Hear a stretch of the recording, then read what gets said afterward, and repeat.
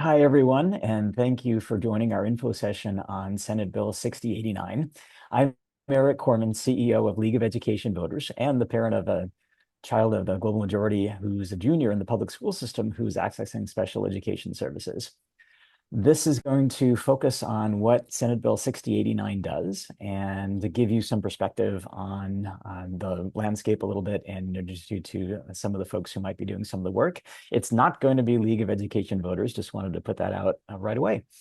Anyway, if you have any questions as the conversation goes on, feel free to put your question in the Q&A function, which is at the bottom of your screen. We're recording this so that way you can go ahead and share it with your networks in case folks happen to have any other questions. So with that, I'd just like to ask folks who are here on the panel to go ahead and introduce yourselves. I'll go ahead and start with Jacob, and Jacob, feel free to pass it on to whoever you'd like to go next to introduce themselves.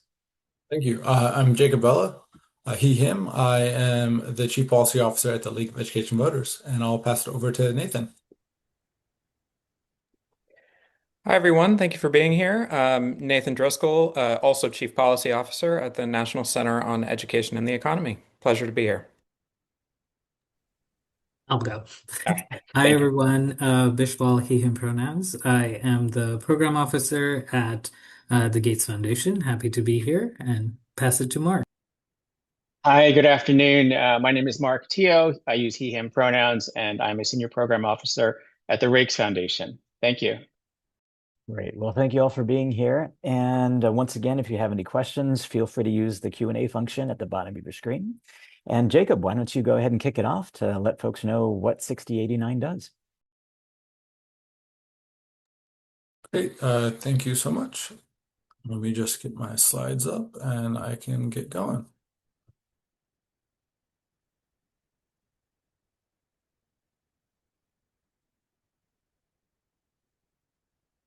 Sorry about that. So as Eric mentioned, I will be giving folks a rundown of what 6089 does. Um, it works towards increasing coordination and alignment throughout the P20W system. So just kind of digging into a little bit of what that actually means. Just for kind of sake of conversation, P20W is a pretty broad space and it is inclusive of early learning, the transition to kindergarten through 12th grade system, higher education, which is inclusive of 2 and 4 year institutions, career pathways, so apprenticeships, certifications, licensures, and such, and all the way into transitions into the workforce. So to understand 6089, we have to kind of take a step back and look at the mechanics and nuts and bolts of how it actually works. And a key part of this is creating an account within the state government to enable philanthropic organizations to put money into actually fund this work. As folks know, we're in a challenging budget climate right now. There's really not the funds in the state budget to do this work.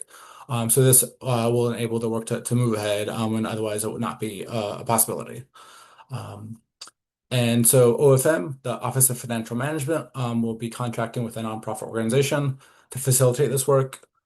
This organization will have expertise in both Washington state and national comparative educational policy. They'll be acting as neutral arbiter. It will not be the League of Education Voters. And so they'll be the kind of the backbone of this work to help support the advisory committee, which I'll talk about in one second, to do the work and provide the recommendations. So at the foundation of this is and in the legislation is an environmental scan that will be conducted.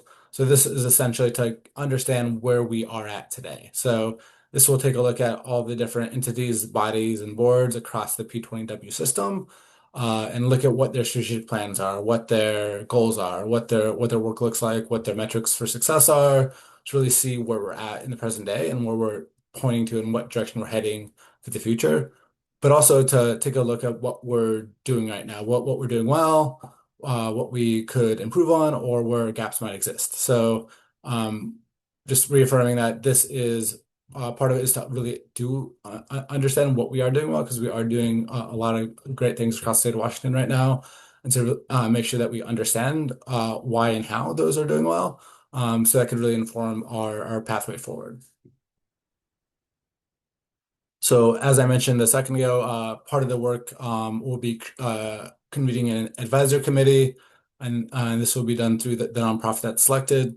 In this advisory committee, will be developing recommendations and eventually approving recommendations that will be sent to the legislature.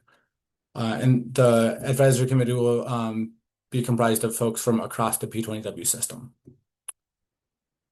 So they'll be considering a number of topics, including these are some of the main ones around ways to improve P20W alignment across the system, opportunities to improve transitions between systems, so between early learning and K-12, K-12, and the various post-secondary systems. And this is where the environmental landscape will really come in handy to it'll provide a good foundation of understanding where we are right now. So these conversations around ways to improve what we're doing right now will really be informed by an up-to-date picture of what the landscape actually looks like. So they'll also be considering how philanthropic investments can best complement existing Washington State investments and priorities across the state and across the budget, as well as different ways to improve how we use data and how we understand how the system is working for and best meeting the needs of young people across the P20W system.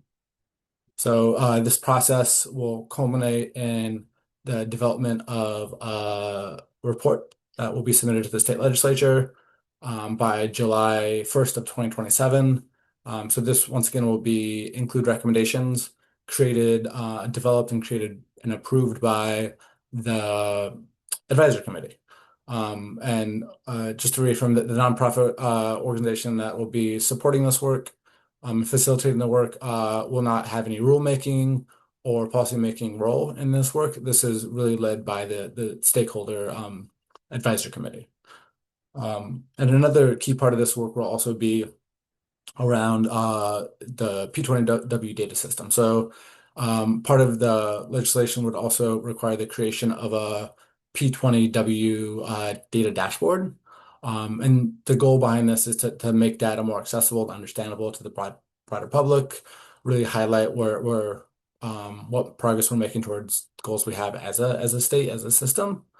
And also provide a narrative picture of where we are at as a P20W system. So we can see at various critical junctures of a young person's journey through the P20W system how those important milestones are doing, how we're doing as a state. And also this would look at disaggregated data so we can see how different student groups are doing and not just everyone lumped into one big number at the end of things. So and this will be this P20W dashboard will be done by a nonprofit organization that will be identified by OFM with support and engagement from ERDC, that's the Education Research and Data Center, to select the organization, the nonprofit organization that would be doing the work. And all existing data privacy and data protections will be in place as well for this data dashboard, just as existing data dashboards. And that's a brief overview of 6089. Thank you. Great. Well, thanks so much. Appreciate that, Jacob. And now I'd like to move on to philanthropy's role. And I'll go ahead and kick it over to Dr. Bish Paul. Go ahead and take it away, Bish. Thanks, Eric. And yeah, I wanted to clarify a couple of things. So again, Bish Paul from the Gates Foundation. We strongly support, so we don't take a position on the bill itself. We strongly support working in the P20W continuum, and just wanted to clarify a couple of things around what is the intent behind this and where we are trying to go towards. So we have heard it said a couple of times that Washington State has really great programs, and I do firmly believe that. But we also suffer a little bit from random acts of programming. So sometimes those programs are not 100% connected. And also sometimes we don't have incentives to keep those programs going for many years. So from philanthropic space, we just wanted as a philanthropic community to come together and figure out ways that we could support in a very challenging budget climate. As I mentioned, there's pretty good programs already happening in Washington State. So the intention here is to raise those up, make sure that we're able to do research and evidence that shows that these are programs that are working well. Also, we want to make sure that work that Washington has done in the past is not forgotten. So there was work that was led by Governor Gregoire in 2006, Washington Learns. There were quite a few really lofty goals that were set up for the state. We just wanted to also see like what could a revision of that look like so that we're not starting all the way from scratch. And also it's been 20 years since then. So what have we done really well?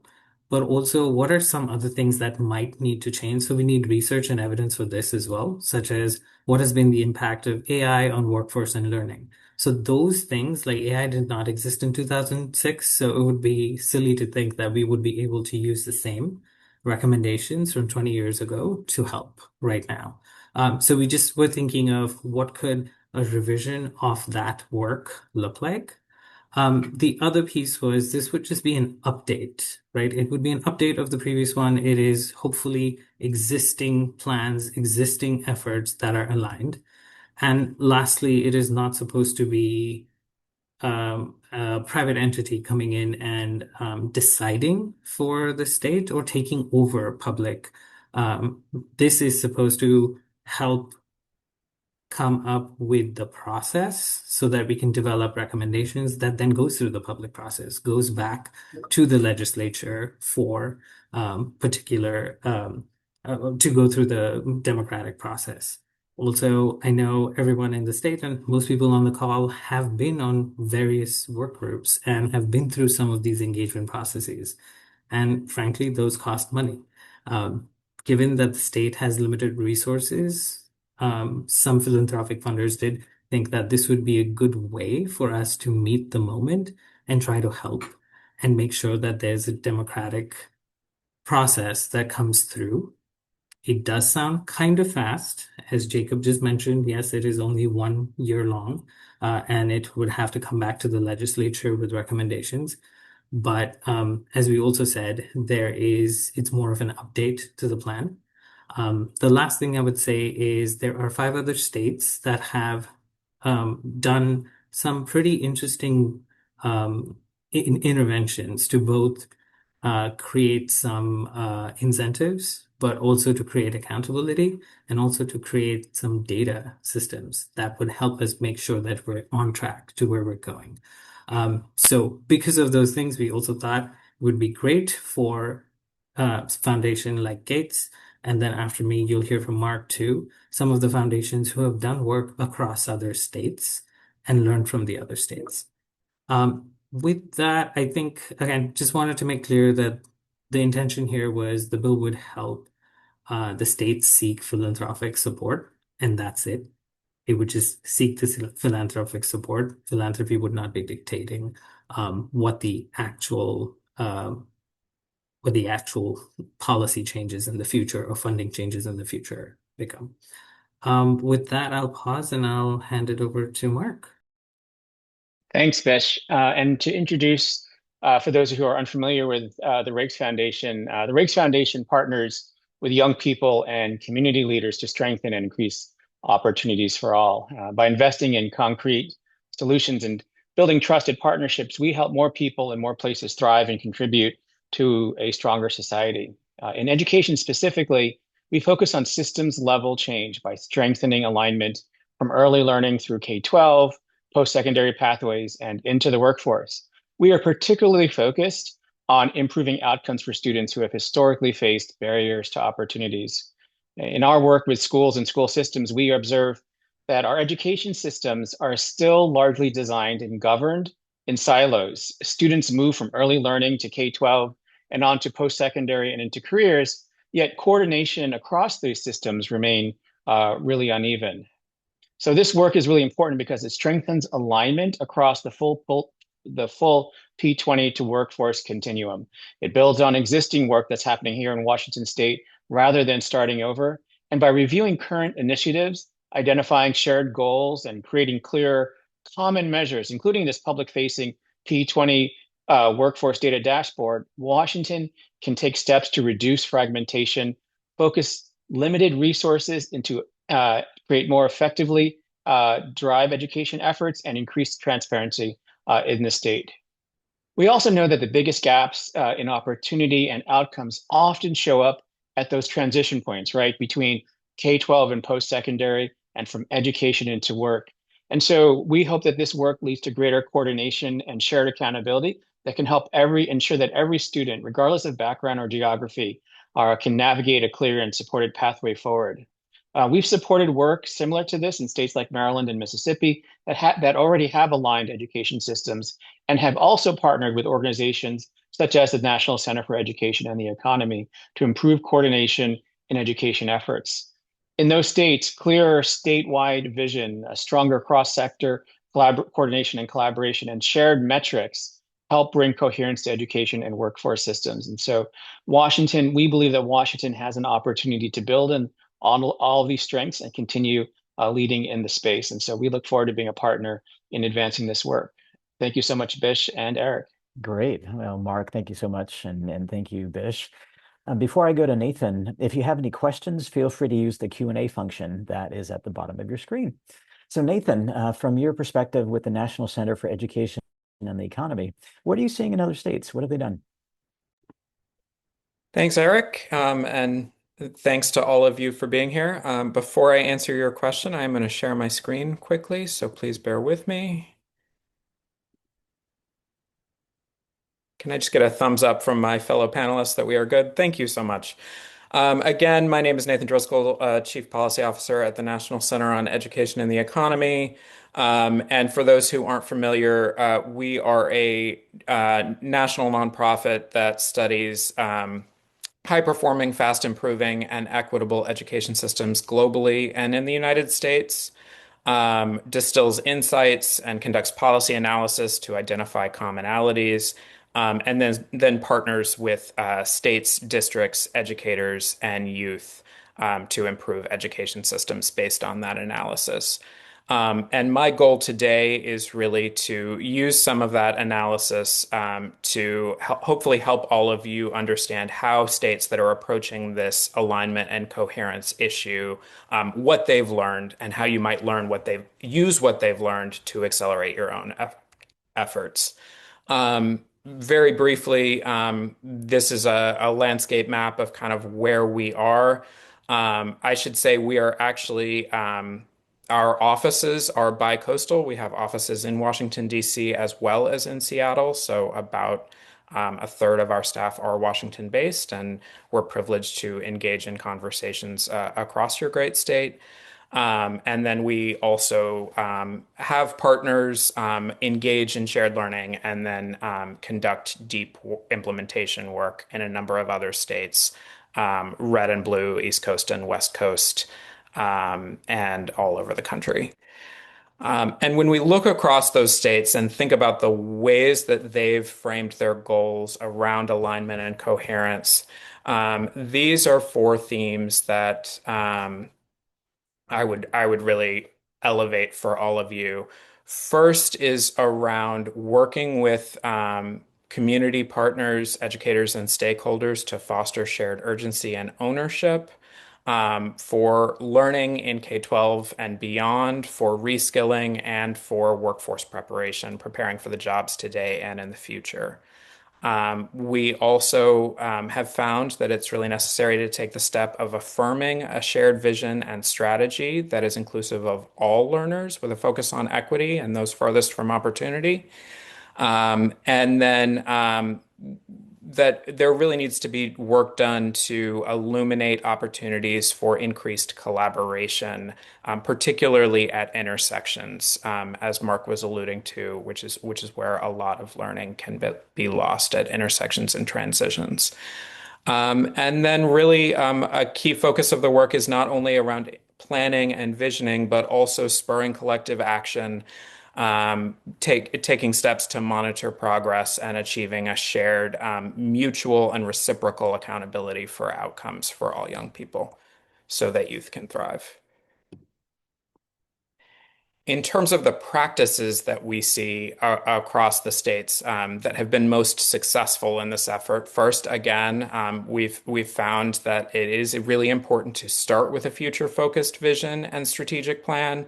And when we say future-focused, we often see those visions and plans operating across multiple time horizons.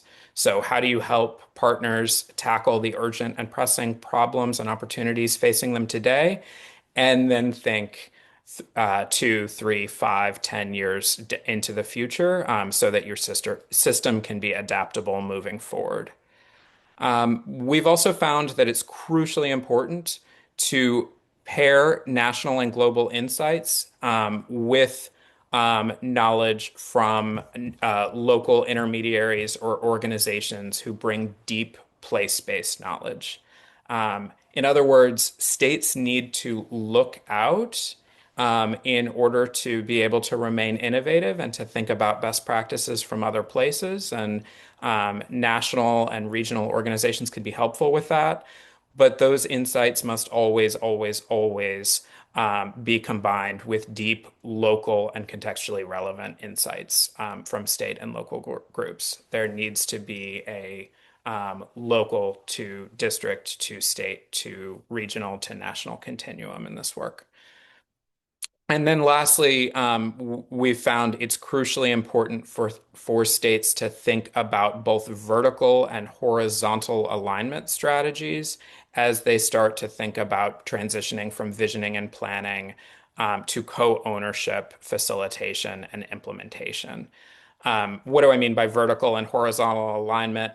I mean that this can't just be a policy conversation. It needs to be a conversation that is inclusive of educators, communities, young people, taxpayers, the field, working in concert with policymakers to build a shared vision and establish a sense of co-ownership and shared responsibility, and that this conversation cannot just take place in K-12 education. It's called P20 for a reason, and a number of different intersectional sectors intersect with education in ways that can support young people. And so engaging those communities is crucially important. A few quick examples, which I will not have time to dig into in great detail, but just want to draw everyone's attention to extensive work that's been undertaken in the state of Maryland over the course of the last 8 years via a body popularly known as the Kirwan Commission.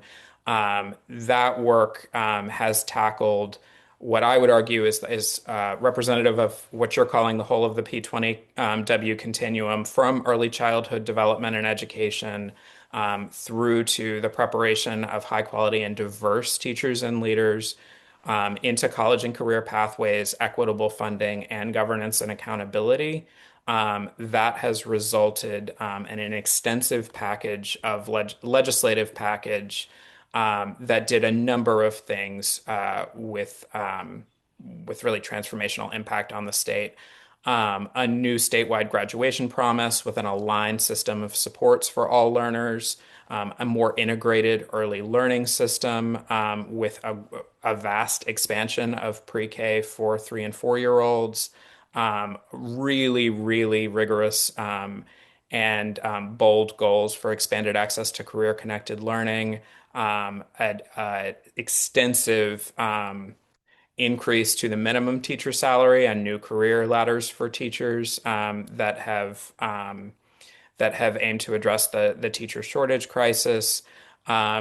And then reciprocal accountability with support, some new accountability systems at the state level, and then a new mechanism for expert review teams to really help coach districts and help them identify their strengths and areas for growth. Nevada, another state that has done something similar in terms of collaborative partnership in service of long-term policy visioning. This is an effort that's ongoing. It started in 2023 and it continues. It's anchored in a statewide commission, but that statewide commission, they describe themselves as ambassadors to school districts, superintendents, youth, and communities. And they are currently advancing and working on legislative packages that address innovative accountability and assessment, career-connected learning, and educator capacity, resulting in a shared roadmap and implementation plan, along with significant investments in professional learning for educators that are aligned to that implementation plan, expanded career-connected learning also aligned, and an accountability system that's being redesigned to fit for that purpose. There are other examples. I don't need to go deep into any of them, but just to say that Utah is conducting similar work with a focus on the credentialing space, and really that transition from 12th grade to either higher education or the workforce. Pennsylvania is also taking an aligned system level and visioning view with a focus on their teacher shortage issues. And that's a partnership that brings together philanthropy, a statewide commission, and a grassroots coalition. And then Montana is also conducting a similar effort, which is being accelerated by its legislative requirement to have a decennial review of its funding formula. So they're using that opportunity to have these kinds of conversations bolstered by community listening sessions across the state. And then last thing I will say before I turn it back to Eric is just I want to honor national level work and work within Washington that's been conducted to date. We have had a partnership for a long, long time with the National Conference of State Legislatures. Many folks listening may work closely with them as well, and have enjoyed a significant partnership with Chair Santos as part of that effort, along with a number of other Washington legislatures. A number of us have had the opportunity to engage with a really bold group called the Big Idea Group. And that group has also heard from many of the states that I'm talking about today. So I just want to reinforce that there's real interest in and opportunity and in engagement in Washington and in learning from other places in my experience. And I want to commend the state for taking that approach and hope that it continues. With that, Eric, I will turn it back over to you and Great. stop sharing my screen. Okay, thank you so much, Nathan. So we have just a few more minutes for questions. Thanks to those of you who have already put questions in the Q&A function. We've answered some of them by typing the answers. So if you click on the middle box that says answered, you can see what the answers to those are. But I'm going to read a few of them. And so I'm going to start with a high level one, which is, why is a bill necessary to do this work? I can take this one. This is a big issue. It touches on a lot of core parts of our state. And by going it through the legislative process and being an official bill, it shows that potential stakeholders and participants that this is something that is of value and of import to state legislators, and that if this wasn't done through this process, it might not get the buy-in or support of folks engaging in the process. But this really reaffirms the fact that this is something of value and of import to the state of Washington. And that kind of, I think, gives the okay for different folks to participate and know that this is going to be a valuable and worthwhile process. Great. Yeah, Vish or Mark or Nathan, anything you'd like to add? I was going to add a little bit and then also ask Nathan. So I think in other states that have really pursued this process, some of them have partnered with philanthropy and some states have just paid for it themselves. Because if you're going to try and bring in experts from other states, you're going to try and bring in various discussions and conversations and stakeholder groups, if the process actually takes place in the right way, democratically, you would need to be able to support it.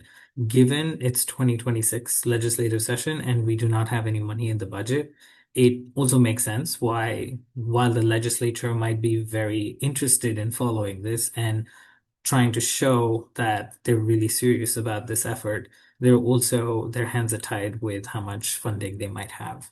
But Nathan, just wanted to check with you. So some states have partnered and some states have just paid for it. Is that correct? Yeah, we have seen other states that have gone without some form of legislative authorization, kind of ad hoc collaboratives or advisory groups or funder collaboratives. Often the question is raised by the stakeholder groups who are spending a lot of their time coming to the table and doing a lot of hard work because they're um, because this matters to them. How do we know that this will result in something? And that's not necessarily a question you get in the same way when the legislature puts some legitimacy behind it with a bill, I guess I would say. Great. Thank you so much. So next question is, how would you explain this bill to a community member who wants to uplift this bill to their legislators? Do you have an elevator explanation?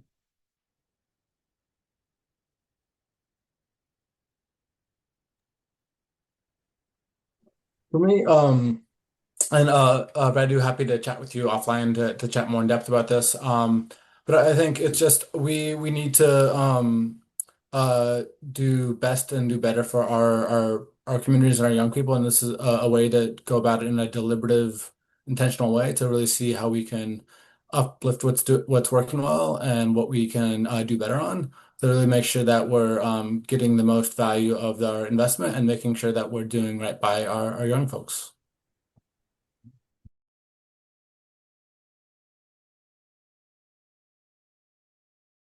Next question is, are there nonprofits that are well positioned to do this work, or is a new nonprofit needed?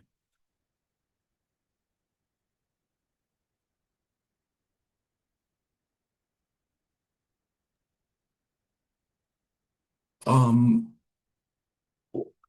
I think that there'll be a lot, I think a lot of different nonprofits that will be participating in this engagement process. Um, as far as the advisory committee or the sharing with advisory committee. As far as the nonprofits doing the actual work through contract with OFM, uh, I think some national level organizations who have knowledge and engage in Washington State are going to be well positioned to do that work.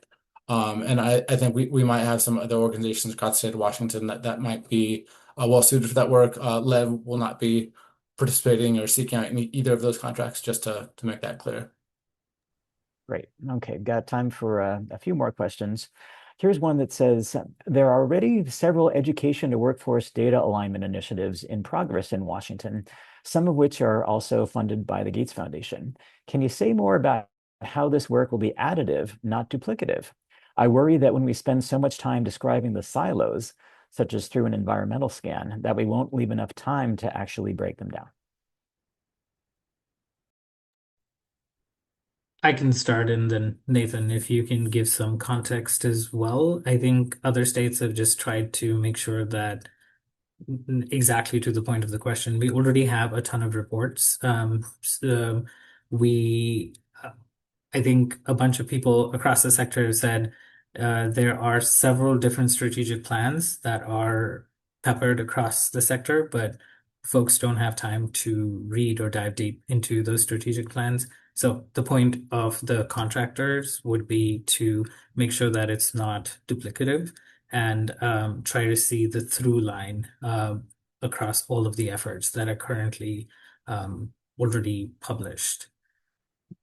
Nathan, would you add anything else? It sounds like that's what some of the other states have done. So, Yeah, I would just I alluded to kind of a look out and look in process. I think it's just really, really important to recognize to do some asset mapping and some deep analysis of where you already are and to do that relatively quickly. So to the point of the question, you understand what you're already working with and the great work that's already being done.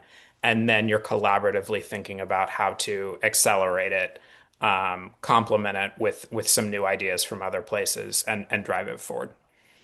Great. Yeah. And there was another question that was very similar, which is how this would interact with work such as the Future Ready Task Force and the Dual Credit Advisory Group and the High School and Beyond Plan work that's happening in Washington State. So I have time for just one last question, which is how will community-based organizations be selected to help advise or join the advisory board?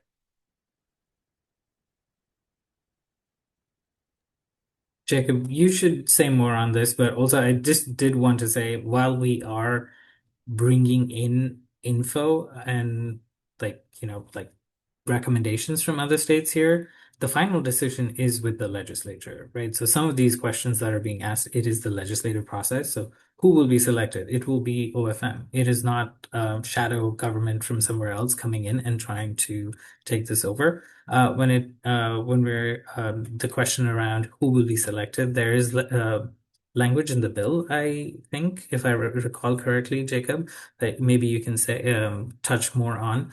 But again, a lot of those decisions are public and they're supposed to be made by the legislative process and not something that is being done behind the scenes. Yeah, the legislation gives guidance on the parameters and the focus for the composition of the advisory group to make sure it's representative of the key parts of the P20W system, and inclusive of key constituencies as well. Yeah, and happy to chat more with folks offline. But thank you. Great. Yeah. Thank you so much for being here. Thanks for participating, submitting questions. Jacob, if you want to put your email address in the chat, feel free. You're welcome to follow up either with me or with Jacob if you have any further questions. We'll be sending out a recording of this in the follow-up email that you should receive in about 24 hours. And with that, just thank you to all of you who are here. Thank you for all the work you do on behalf of students and families and educators in Washington State. Bish, Mark, Nathan, Jacob, thank you for all you do as well. And I hope you have a great rest of your week.